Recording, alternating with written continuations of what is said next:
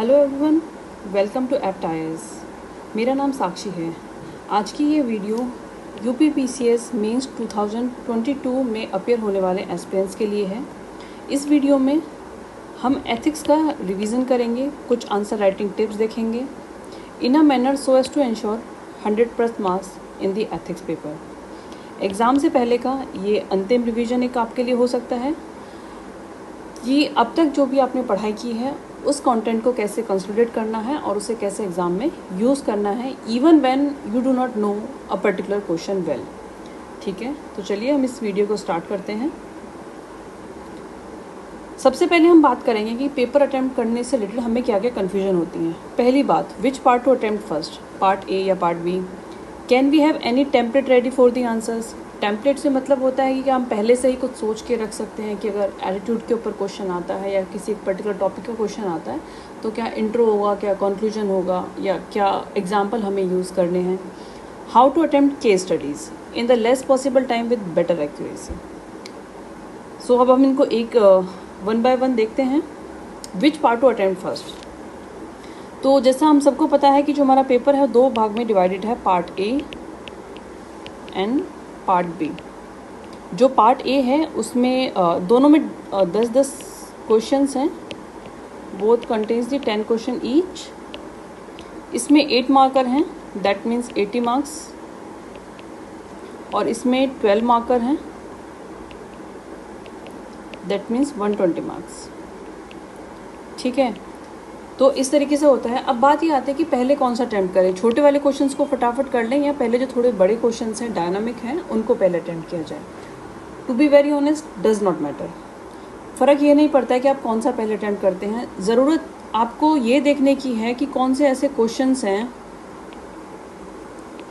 जिनमें आपको कंटेंट भी अच्छे से आता है, आपको टॉपिक का भी अच्छे से नॉलेज है, इनफ इंफॉर्मेशन अवेलेबल है, और कॉन्टेक्स्ट भी, आपको क्वेश्चन की डिमांड भी समझ आ गई है। इन क्वेश्चंस को आप सबसे पहले अटेम्प्ट कीजिए। Then comes the level 2 questions, जिसमें कंटेंट आपको पता है, आपने उस टॉपिक के बारे में पढ़ा है, पर जो सवाल का कॉन्टेक्स्ट है, जो एग्जैक्ट कॉन्टेक्स्ट है, वो शायद आप नहीं समझ पा रहे हैं, या आपने उस एंगल से, उस पर्सपेक्टिव से उसे नहीं पढ़ा है। इन क्वेश्चंस को हम लेवल 2 में कवर करेंगे। Then comes the level 3 case studies. ये 3rd नंबर पे हैं। 3rd नंबर पे क्यों हैं? क्योंकि देखिए केस स्टडीज़ में क्या होता है, एक डायरेक्ट सवाल नहीं है, उसमें एक भूमिका बांधी जाती है, एक पर्टिकुलर एग्जाम्पल आपको सामने दिया जाता है, उसके मद्देनज़र रखते हुए आपको जो गिवन क्वेश्चंस हैं उनको एड्रेस करना होता है। तो ऐसे में सबसे बड़ी कई बार चैलेंज क्या हो जाता है कि हम खुद को केस स्टडी में लिमिट कर देते हैं।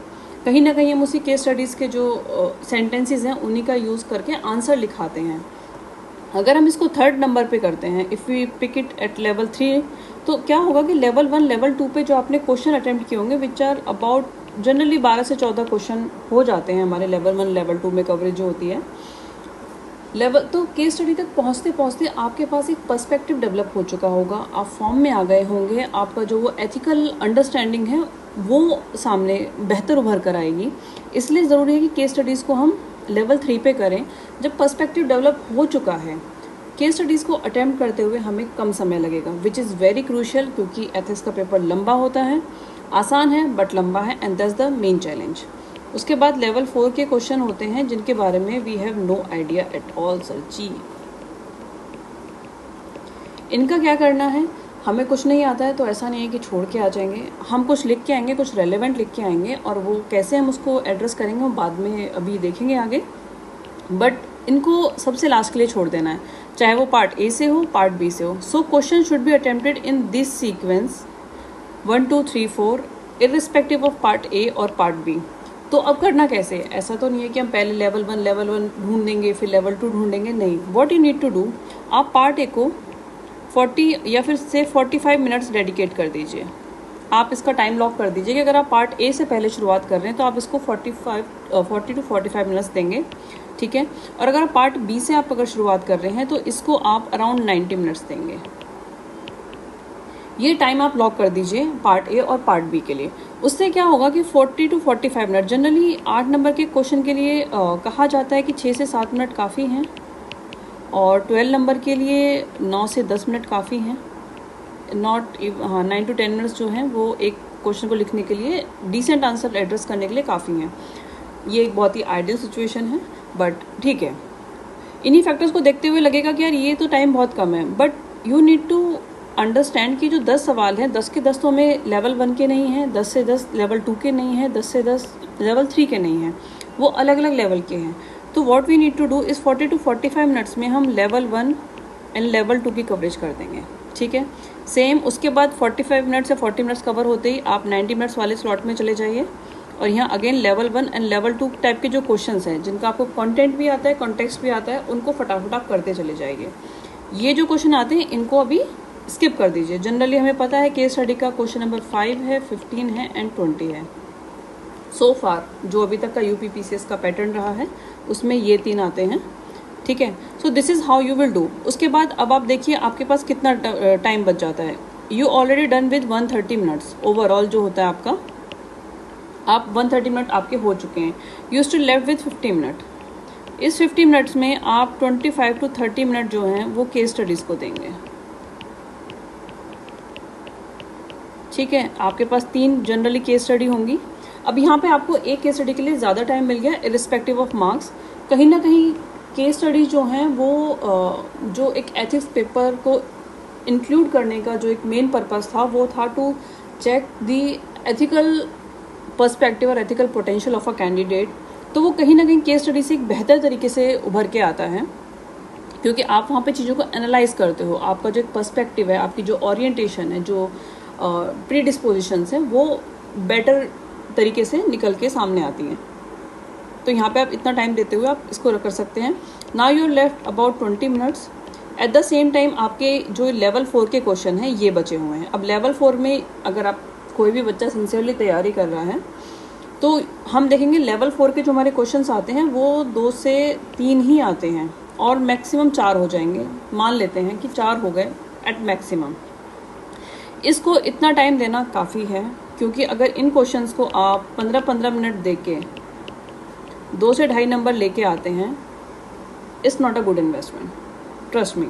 उससे बेहतर है आप ये टाइम सेव कीजिए और यहाँ पे लगाइए, ठीक है। So this is how will proceed. Part A part B does not matter, fix on the 40 to 45 minutes and 90 minutes criteria, ठीक है। Now let's move further.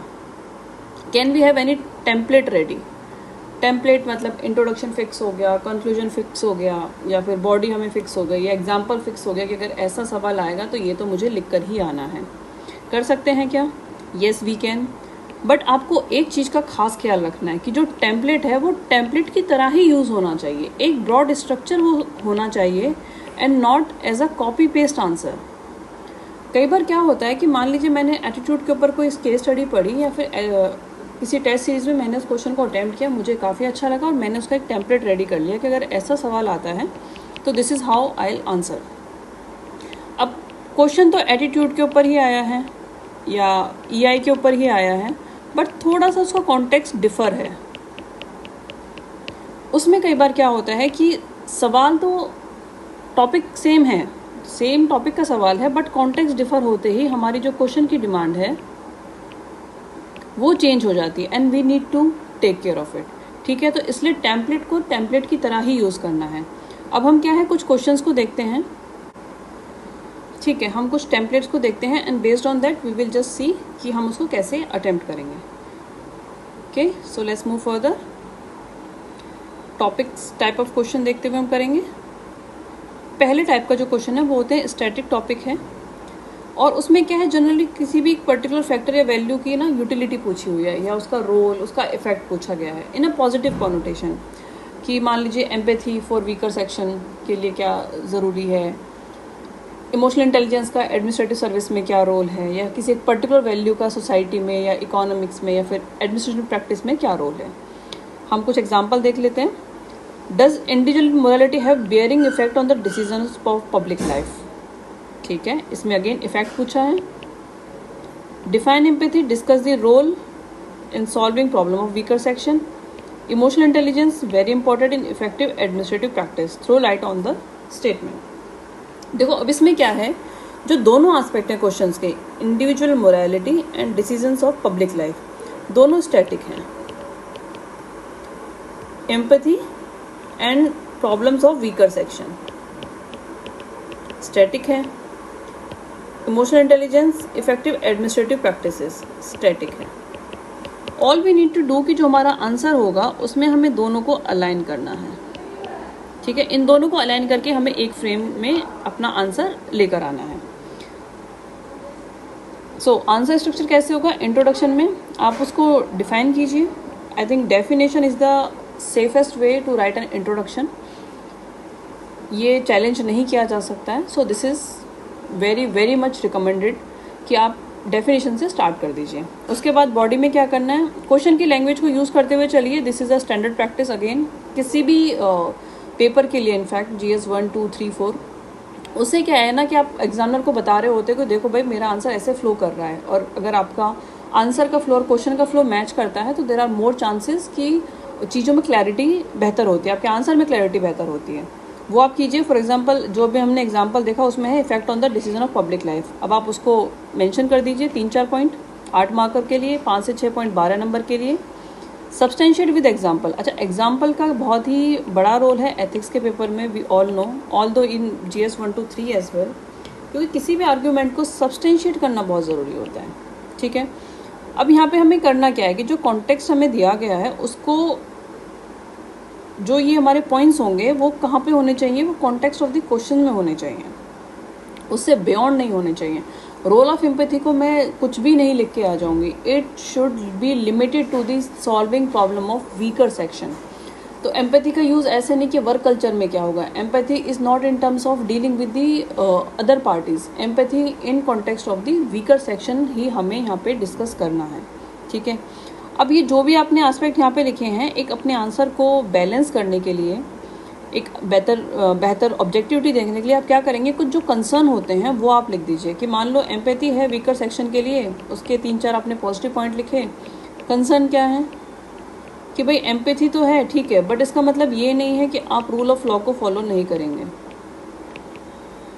मान लीजिए आपको एक चार्ज दिया गया कि वहाँ पे कोई इलीगल कॉलोनीज़ हैं या फिर अनऑथराइज कॉलोनीज़ हैं, आपको जाके वहाँ पे डिमोलिशन करना है। आप वहाँ जाते हैं एंड यू जस्ट रियलाइज़ कि वो लोग तो बहुत गरीब हैं, उनके पास कोई और ज़रिया नहीं है अपने जीवन को जीने के लिए। That is the only place they can actually live and create certain livelihood opportunities. उनको वहाँ से हटा दिया जाए तो उनके पास कोई और जगह नहीं है।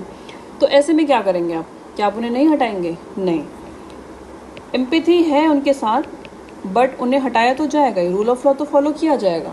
सो what you need to do, you need to find out some middle path. Of course अगर ऐसी कोई केस स्टडी आती है तो उस पर हम चर्चा करेंगे। तो ऐसे में ऐसा नहीं है कि एम्पैथी है तो आप रूल ऑफ लॉ को छोड़ देंगे। तो जो कंसर्न करना है कि कई बार क्या होता है, एम्पैथी होती है, कंपैशन है, सब कुछ है, but given the requirement of a duty, जो रूल ऑफ लॉ है that must be upheld no matter what.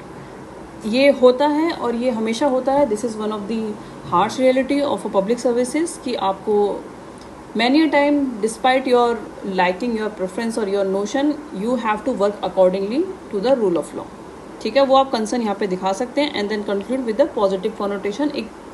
एक होपफुल, एक ब्रॉड पर्सपेक्टिव के साथ आप उसे कंक्लूड कर दीजिए, ठीक है। अब बात आती है कॉन्टेक्स्ट की। अभी देखो कॉन्टेक्स्ट की हमने यहाँ पे बात की, कॉन्टेक्स्ट की हम बाद में आगे भी सवालों में बात करेंगे। तो बात ये है कि यार इस कॉन्टेक्स्ट को समझना कैसे है, कैसे पता चले कि वो पूछना क्या चाह रहे हैं, ठीक है। मुझे लगा कि एटीट्यूड फॉर्मेशन की बात की, मैंने 4-5 फैक्टर्स रट के आए थे, वो मैंने लिख दिए, was the big deal. Context में लिखना है, क्या फ़र्क पड़ जाता है? फ़र्क पड़ता है, बिकॉज दिस इज जो कॉम्पिटिटिव एग्जाम्स होते हैं इसमें it's not only about right और wrong, more so in ethics paper. Ethics में कुछ भी सही गलत नहीं होता है, मैटर ये करता है कि आपने उसे कैसे प्रेजेंट किया है, आपने क्वेश्चन की डिमांड को समझा है या नहीं समझा है। अगर आपने सवाल ही नहीं समझा है, मान लीजिए आपने मुझसे कहा कि मैम एथिक्स का मुझे केस स्टडी नहीं अटेम्प्ट करना आना है, मुझे कैसे लिखना चाहिए। मैंने आपको बोला देखो किसी भी आंसर के लिए आप क्या करो, इंट्रोडक्शन दो, बॉडी दे दो और लास्ट में कंक्लूजन ज़रूर देना, and that is much necessary and this is how you can do. So you will be feeling यार मैंने स्पेसिफिकली केस स्टडी के लिए पूछा था और इन्होंने मुझे जनरल बता दिया है, तो मैंने कॉन्टेक्स्ट अंडरस्टैंड नहीं किया आपका। That's why I have answered in that generic manner. वो हमें नहीं करना है, क्वेश्चन की डिमांड को मद्देनज़र रखते हुए ही करना है। अगर हमें मल्टी डायमेंशनल अप्रोच भी लेनी है अपने आंसर में, that should also be relevant to the questions demand. देखते हैं वो कैसे है, कैसे करना है, हमें कैसे से अंडरस्टैंड करना है। सबसे पहले हम एग्जाम्पल के थ्रू समझते हैं डिसीजंस इन पब्लिक लाइफ। तो यहाँ पे एक सवाल था,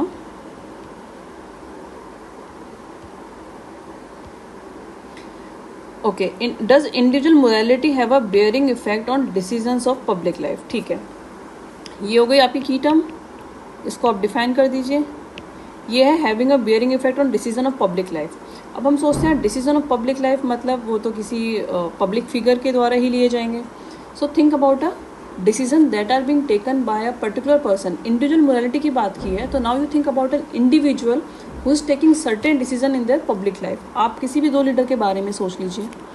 आपने देखा एक लीडर जो कि पॉजिटिव है, एक जो कि नेगेटिव है, तो उनके डिसीजंस का क्या बेयरिंग आती है, क्या इफेक्ट आता है।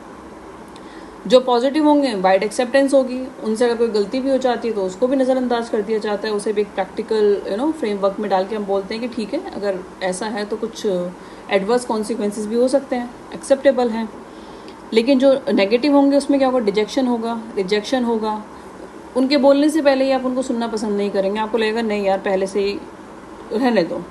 तो जब हम पॉजिटिव की बात कर रहे हैं, अगर इंडिविजुअल मोरालिटी है पॉजिटिव कोनोटेशन में, तो क्रेडिबिलिटी होगी, लोगों का ट्रस्ट होगा, एक्सेप्टेंस होगी, पोजिशनल रेपुटेशन होगी।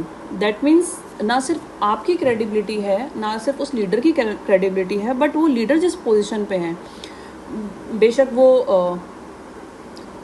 ECI हैं या फिर गवर्नर है या DM है, SDM है, जो भी हैं, जिस भी पोजीशन पे, वो उस पोजीशन को भी एक रेपुटेशन देते हैं। You know that position would be known by there credibility. फिर वर्क कल्चर, आप वर्क कल्चर को इन्फ्लुएंस करते हैं, आप प्रेसिडेंट सेट करते हैं, एक अच्छे प्रेसिडेंट सेट करते हैं हाउ टू वर्क इफेक्टिवली। तो इस तरीके से पॉजिटिव एस्पेक्ट है, इसका ही आप अपोजिट कर देंगे तो नेगेटिव एस्पेक्ट हो जाएंगे। And this is how you will explain कि हाँ भाई इंडिविजुअल मोरालिटी का इफेक्ट होता है in decision in public life, positive 3, 4, 5, negative 3, 4, 2, 3 points. अब बात ये आती है कि डिसीजन इन पब्लिक लाइफ में हमें एग्जांपल कैसे देने हैं। तो आप जब इन लीडर्स के बारे में सोचेंगे तो वो आप किसी ना किसी ऐसे के बारे में सोचेंगे ना जिनको आप you can just connect, you can imagine. जब तक आपने देखा नहीं होगा, इमेजिन आप नहीं कर पाओगे, तो उनका नाम मत लिखिएगा please, no personal name until unless कोई बहुत इस्टेब्लिश है। फॉर एग्जांपल अशोक खेमका जी का नाम हम अक्सर लिख देते हैं, is good. TN Seshan ji हैं, वो उनका नाम अच्छे से हम कई बार यूज़ करते हैं। लीडर्स हैं लाइक गांधी जी हैं, स्वामी विवेकानंद जी हैं, स्टैब्लिश्ड हैं, no controversies, APJ Abdul Kalam जी हैं, उनको लिख लीजिए। बट जहाँ भी कंट्रोवर्शियल हैं या पॉलिटिकल फिगर्स हैं उनको अवॉइड कीजिएगा। This is how you can think about it, wearing a thinking cap, this is what you need to do. अभी शायद लग रहा होगा कि इसमें बहुत टाइम जाएगा ना एवरीथिंग, बट ट्रस्ट मी 30 से 40 सेकंड से ज़्यादा नहीं लगते हैं, because you just need to scribble it. आपकी वो इमेजिनेशन आ जानी चाहिए। आपने बहुत कुछ पढ़ा है, बहुत सारी चीज़ें पढ़ी हैं, कई बार रिवीजन किया है। Have faith in your preparation, हो जाएगा। एक दूसरा सवाल हम देख लेते हैं। अच्छा, यहाँ पे क्या है, इंडिविजुअल मोरालिटी स्टैटिक पोर्शन जैसे भी हमने डिस्कस किया था, और डिसीजन इन पब्लिक लाइफ जो होते हैं हम एथिक्स के पेपर में भी पढ़ते हैं, है ना, एथिक्स एंड ह्यूमन इंटरफेस में decision in public life is one part of it. Again static topic है, दोनों को अलाइन कर देना है। ऐसी प्रॉब्लम वीकर सेक्शन, देखो यहाँ पे भी अलाइनमेंट आएगा बट दो डिफरेंट सब्जेक्ट से आएगा, ठीक है, वीकर सेक्शन का। वो कैसे, अब think of problems of weaker section, क्या क्या प्रॉब्लम होती हैं उनकी। ये हमने GS के सोसाइटी पेपर में पढ़ा है, या फिर GS2 का जो सोशल जस्टिस का सिलेबस है उसमें हम पढ़ते हैं कि सोशल डोमिनेशन से वो ग्रसित होते हैं, इकोनॉमिक हार्डशिप है, लिटरेसी गैप है, lack of access to information opportunities etcetera. तो आप उनके बारे में you just scribble it down. वहीं क्वेश्चन पेपर पे जो आपको एक्स्ट्रा मिलता है उस पर बस स्क्रिबल कर दीजिए एक एक वर्ड में। नाउ थिंक कि एम्पैथी उसको कैसे हेल्प करेगी। कि मान लीजिए सोशल डोमिनेशन है उनके ऊपर और उसके चलते they are not able to make a move और समथिंग। आपके अंदर एम्पैथी है और आप जानते हैं कि ये ऐसा है, तो उससे क्या होगा, एक्टिव लिसनिंग होगी, है ना। आप उनकी बात को सुनेंगे कि सबसे पहले मुझे पता तो चले इस बंदे की स्टोरी क्या है, वो ऑलरेडी सोशली डोमिनेटेड हैं, उनको सोशली उनका सबॉर्डिनेशन हुआ है, वो सोशल डोमिनेशन से ग्रसित हैं, तो उनको सबसे पहले तो सुना जाए ना, उनकी साइड की जो स्टोरी है पहले तो उसको सुना जाए, उसको भी इम्पोर्टेंस दी जाए। So this will come right. आप बायस नहीं होंगे उनको लेके कि नहीं भाई गरीब है तो इसी ने चोरी की होगी, ये आप बायस नहीं होंगे। या फिर कोई पॉलिटिकल फिगर है, चलो political figure will not come as part of weaker section, but आप बायस नहीं होंगे, ठीक है। देन पार्टिसिपेटिव, आप जो भी अपना मैकेनिज्म लाएंगे, जो भी आपका डिसीजन होगा, you will give due consideration कि उन वीकर सेक्शन में जिस भी आप सेक्शन की आप बात कर रहे हो उनको क्या चाहिए, what is their requirement, right. आप उनसे फीडबैक लेंगे, आप उनसे कंसल्ट करेंगे। Motivate to strengthen administrative mechanism, अगर आपके पास अभी एट प्रेजेंट कोई सॉल्यूशन नहीं है उनकी उस प्रॉब्लम का और आपके अंदर एम्पैथी है, तो यू विल बी मोटिवेटेड कि भाई कुछ ऐसा किया जाए ताकि फ्यूचर में अगर ऐसा कुछ भी इशू आता है तो that can be resolve to ensure the justice. तो दिस विल हेल्प, इन सब में एम्पैथी आपकी हेल्प करेगी वीकर सेक्शन की प्रॉब्लम्स को रिजॉल्व करने में, ठीक है। मूविंग फॉरवर्ड अगेन हमने इसको अलाइन किया है, बट अलग अलग सेक्शन से वीकर सेक्शन का हमने जीएस में चले गए, जीएस 2-3 में, जीएस 1 और 2 में, और जो आपका एम्पैथी है that is part of your GS 4 ethics paper. अब आते हैं दूसरे टाइप क्वेश्चन की तरफ, विच आर लाइक स्टैटिक है, अगेन टॉपिक स्टैटिक ही है, कॉन्टेक्स्ट डायनामिक है। इसका मतलब क्या है, इम्प्लिसिट टॉपिक है, सिलेबस में डायरेक्टली नहीं लिखा है बट सिलेबस का ही हिस्सा है। For example, what are the traditional values, how does it differ from modern values, ठीक है। अगर अब ये मुझसे सवाल जीएस 1 में पूछा जाता तो हम लिख के आ जाते, जॉइंट फैमिली सिस्टम है, मैरिज को लेके जो आस्पेक्ट्स हैं, respect towards the elders, following the social norms, everything जो आते हैं। मॉडर्न वैल्यू में इंडिविजुअलिज्म आ गया है ना, it's not that much of groupism, अब इंडिविजुअलिज्म की बात होती है। तो this is how will just do it, but ethics का फ्लेवर देना ज़रूरी है। वो कैसे किया जाए, एथिक्स में आ गया। वैल्यूज़ तो मैंने एथिक्स के लिए पढ़ी हैं, but traditional values, modern values, how they are different, इसको आंसर को फ्रेम कैसे करना है। हाँ, अगर मुझे 20 से 25 मिनट लगें तो मैं अच्छे से कर पाऊँगी इसको, बट वहाँ पे उतने प्रेशर में जब मेरे को सिर्फ 5 या 6 मिनट मिल रहे हैं क्वेश्चन के लिए, अच्छा ये 12 नंबर का क्वेश्चन है, तो से मुझे 10 मिनट मिल रहे हैं या 9 मिनट मुझे इस क्वेश्चन के मिल रहे हैं, तो उस प्रेशर में मैं इसको कैसे एड्रेस करूँगी। या दूसरा सवाल देखते हैं, the requirement of government sanction for prosecuting the dishonest official is a protective shield for corruption. अब क्या होता है कि जब भी हमें किसी ऑफिशियल को प्रोसिक्यूट करना होता है तो एक रिक्वायरमेंट है कि प्रिवेंशन ऑफ करप्शन एक्ट की एक रिक्वायरमेंट है कि आपको किसी सीनियर से not below the rank of joint secretary और समथिंग उनसे परमिशन लेनी पड़ती है कि हाँ उनके ऊपर रेड डाल दें नहीं डाल दें, या उनके अगेंस्ट जो भी आपको सैंक्शंस लेने होते हैं। तो उससे कई बार क्या होता है कि अगर नेक्सस है, so that person will be alerted और वो अपने सारे वेयरविदॉल्स को यूज़ करके विल ट्राई टू एस्केप। तो उस केस में इसको हमें स्टेटमेंट को एग्जामिन करना है। अब ये देखो करप्शन को कैसे डील करना है तो वो हमने पूरा अच्छे से पढ़ा है, उसकी अच्छे से हमने पढ़ाई किया, क्या क्या मेजर है, कैसे करना है। इन्होंने एक स्पेसिफिक मेजर को लेके पूरा सवाल बना दिया, what to do with that. Static है, कॉन्टेक्स्ट को उन्होंने कुछ ज़्यादा ही डायनामिक कर दिया कि छोटे से एस्पेक्ट को लेके इन्होंने बना दिया है। Then let's see the next example, witnessing increasing instance of sexual violence against women, ठीक है, स्टैटिक टॉपिक है। Despite legal provision number of such incidents are increasing, ठीक है। Suggest some innovative measures. अब इसमें 3 चीज़ें, ये तो हमारा एक स्टैटिक पार्ट हो गया। उसके बाद despite legal provision number of such are incidents are increasing, that means other factors भी इन्वॉल्व हैं। अब आप कह रहे हैं इनोवेटिव मेजर दो, तो जो इनोवेटिव मेजर होंगे वो अदर फैक्टर से तो निकल के आने चाहिए। अब यहाँ पे अगेन इन्होंने बोल दिया कि भैया क्यों बढ़ रहे हैं नंबर, क्या मेजर और होने चाहिए। सो स्पेसिफिक कर दिया इन्होंने, जनरल नहीं पूछा कि भाई सेक्सुअल वायलेंस अगेंस्ट वुमेन के क्या क्या फैक्टर्स होते हैं और उनको कैसे कैसे डील किया जाना चाहिए। ये सवाल आता है हम फट से लिख देते हैं, थोड़ा सा इन्होंने इसको डायनामिज्म इसमें दे दिया, एप्लीकेशन लेवल बढ़ा दिया है। अब ऐसे सवालों को क्या करना है, ऐसे सवालों में क्या है कि कॉन्टेक्स्ट जब डायनामिक आपका होता है कि बहुत ही उसको एक पर्टिकुलर पॉइंट को पूछ लिया है या फिर एक देके उसका ब्रॉड पर्सपेक्टिव छोड़ दिया गया है, तो हम क्या करेंगे, आंसर से तो सेम ही रहेगा बट हमारे आंसर में इंटरलिंकेजेस आ जाएंगे। वो क्या करना है, डिफाइन द की टर्म्स, ठीक है, follow the flow of the question, जैसे हमने पहले किया था उसी को सब हेडिंग्स देते हुए हम चलेंगे। वेरिड आर्ग्यूमेंट हमें अब देने होंगे, मल्टी डिसिप्लिनरी हो, मल्टी पर्सपेक्टिव हो। एंड कंक्लूजन क्या होगा, पॉजिटिव कॉन्वर्सेशन, अगेन सेम जो हमने पहले किया था, बट यहाँ पे ये थोड़ा सा चेंज हो जाएगा। यहाँ पे जो अप्रोच है वो हमारी चेंज हो जाएगी। कैसे, जैसे मान लीजिए ट्रेडिशनल वैल्यू और मॉडर्न वैल्यू की बात की है, तो अब आप क्या करेंगे, आपने वैल्यूज़ को डिफाइन कर दिया, fine.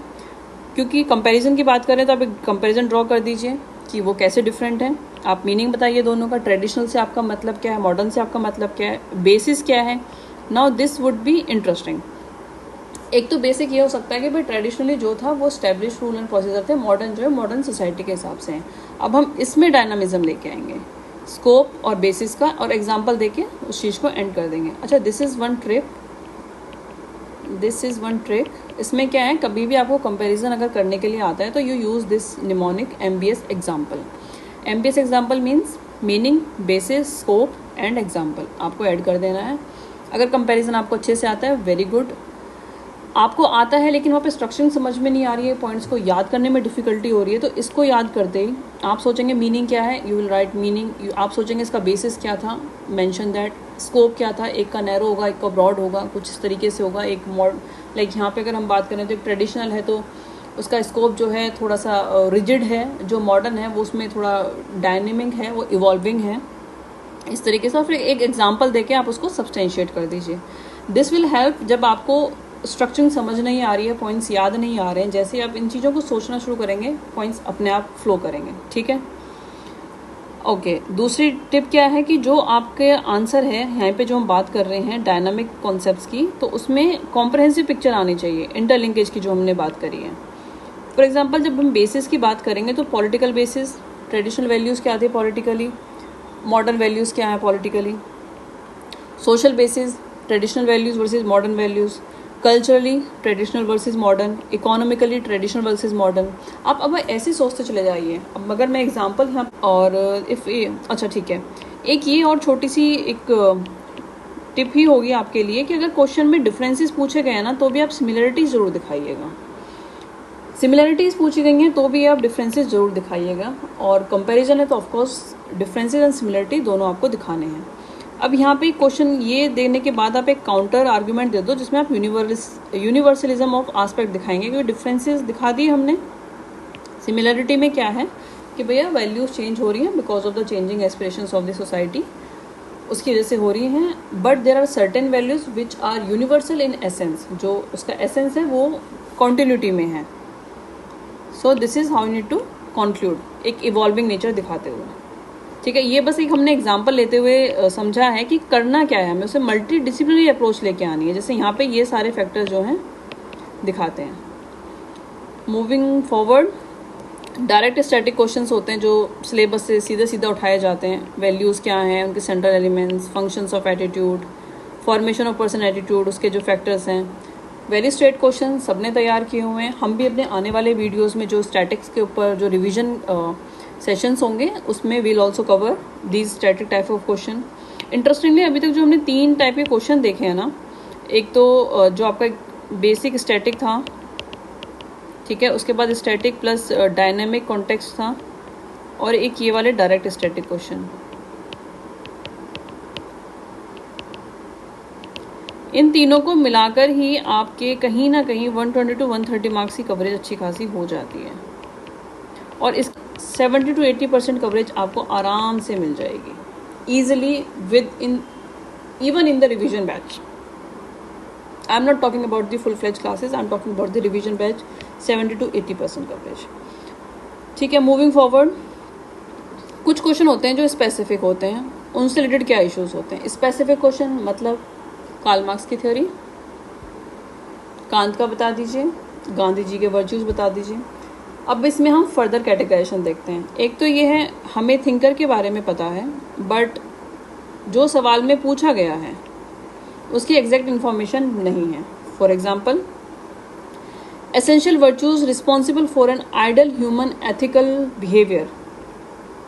Ideal human ethical behaviour, practicality की बात नहीं कर रहे हैं, डे टू डे लाइफ की बात नहीं कर रहे हैं, आइडियलिज्म की बात कर रहे हैं अकॉर्डिंग टू महात्मा गांधी जी। अब महात्मा गांधी जी खुद आइडियलिज्म में थे, तो उनके जो वैल्यूज़ थे, जो वर्च्यूज़ थे, उनके हिसाब से जो एक इंसान में होने चाहिए।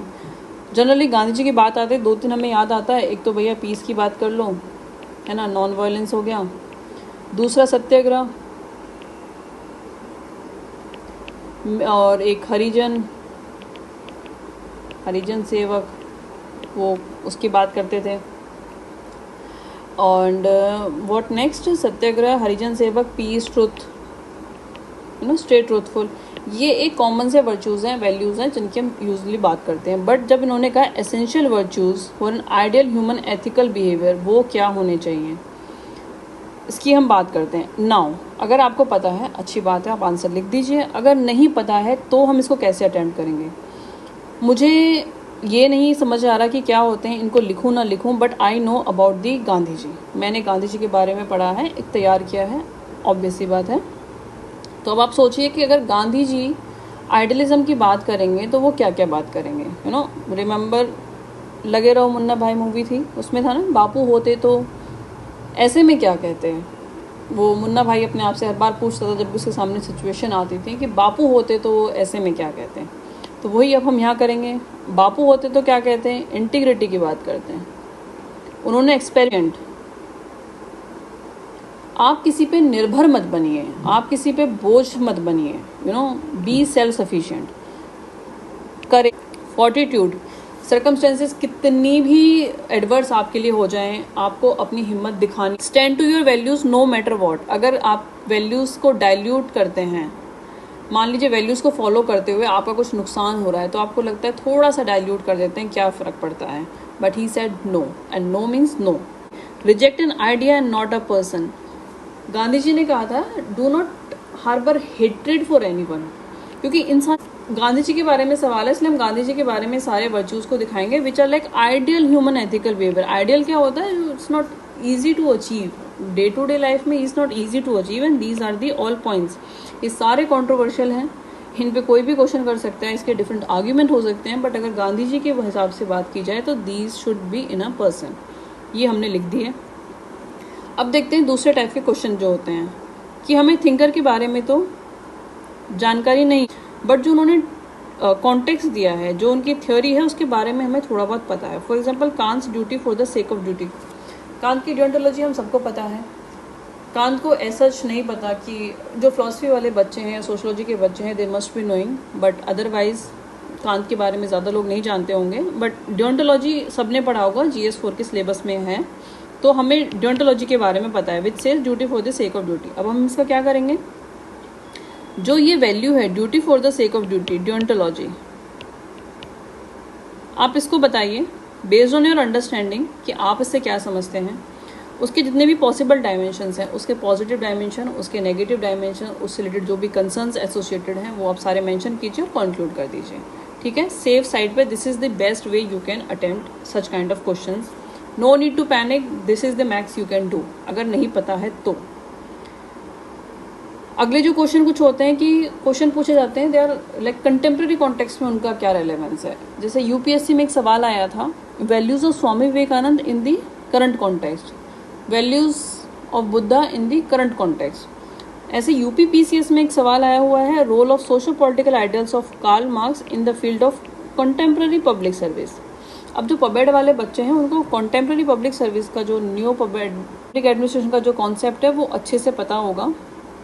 हमें नहीं पता है, we do not panic about that, but we will focus कि कार्ल मार्क्स का हमें बेसिक हमने पढ़ा है, सोशलिज्म कम्युनिज्म हमने पढ़े हैं, तो इसको हम कैसे अटेम्प्ट करें।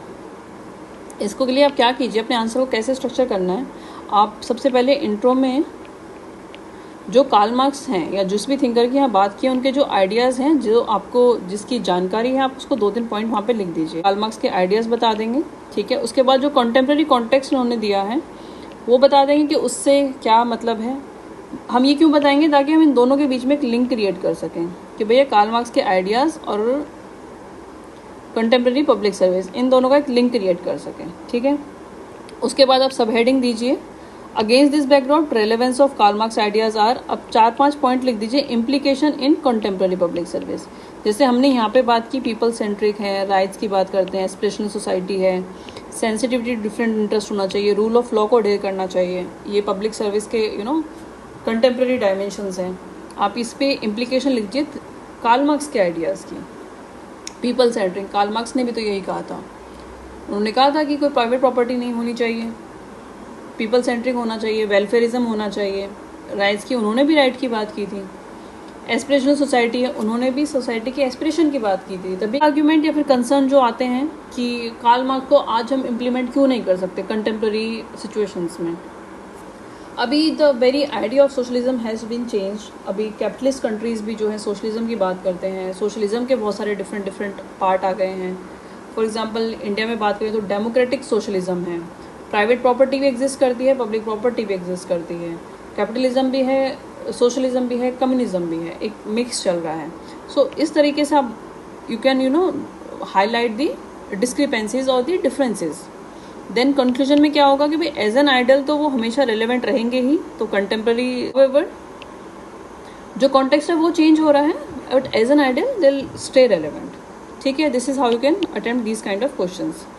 मूविंग फॉरवर्ड, अगर हमें कोई भी आइडिया नहीं है, दूर दूर तक भी आइडिया नहीं है, मुझे पता ही नहीं है कि जॉन रॉल कौन है, कौन वेल ऑफ इग्नोरेंस है, मुझे नहीं पता कि उनका ऐसा हमने पूछ लिया कि we have no clue at all except that कि हमने कहीं उसका एक आध शब्द सुना है, बट वो एग्जैक्टली क्या कह रहा है मुझे नहीं पता। एग्जाम्पल देख लेते हैं। कांत का एथिक्स इज फॉर्मलिस्ट एंड रिग्रेस्ट। दो सिचुएशन यहाँ पे देख लेते हैं। एक, आपको एटलीस्ट डियोंटोलॉजी पता है और पता होना भी चाहिए क्योंकि सिलेबस में है। दूसरा, नहीं पता है।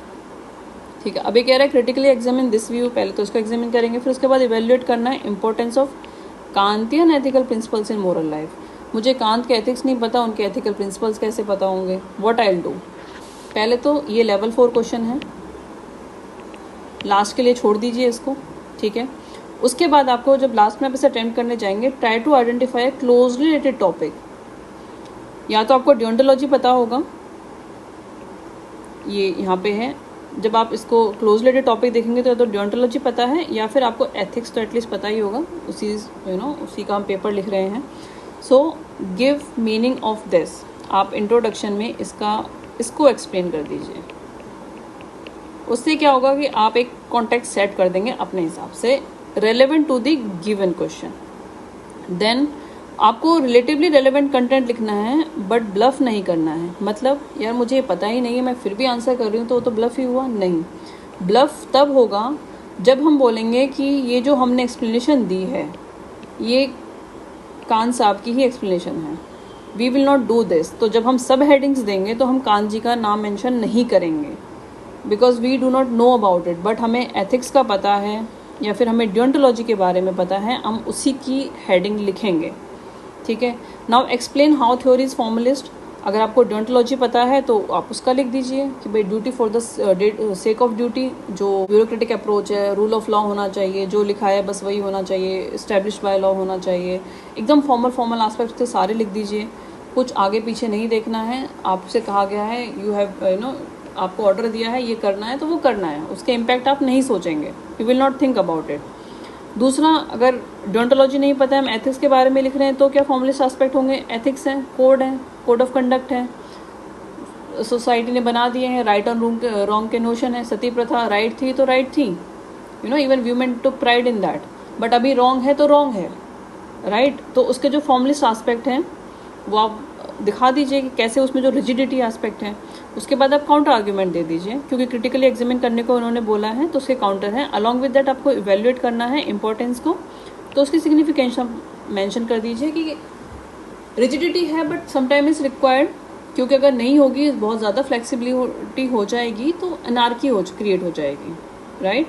तो इसलिए थोड़ा सा फ्लेक्सिबिलिटी भी होना चाहिए, थोड़ा सा रिजिडिटी भी होना चाहिए, प्रोपोर्शनल ब्लेंड होना चाहिए, and then you conclude. Based on these arguments you can conclude that aspect और move forward। अब ये सब आप 4 से 5 मिनट में आराम से लिख पाएंगे। ये बस मैंने एक तरीका बता दिया है, ये आपकी टिप है, ये ट्रिक है आपकी कि क्लोज रिलेटेड टॉपिक ले लीजिए जो कि रेलेवेंट है, इससे आप फटाफट उसको लिख पाएंगे। ठीक है।